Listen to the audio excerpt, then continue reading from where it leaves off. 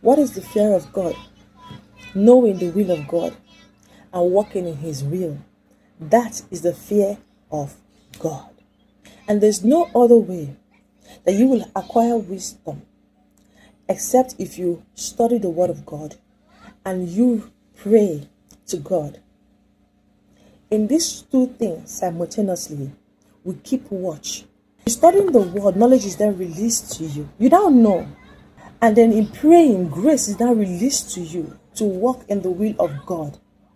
And when you have this wisdom, it will help you on the days where the spirit is willing but the flesh is weak.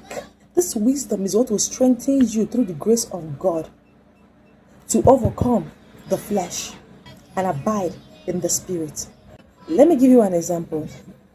Last week, something happened and I told a lie. I confess it out here. Yes, I did. I told a lie. It was like instinctively, like I did not even think about it. I just lied. And the moment I did that, I felt this conviction in my heart. I was convicted like, oh, Mary, you shouldn't have lied. The lie was not even necessary. But because it is in my nature to sin, I just lied, And I felt bad about it.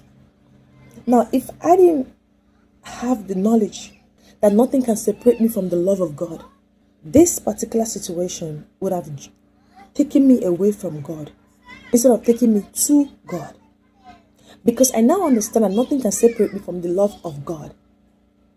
When this happened, I confessed it and I ran back to God to give me grace to be a better person.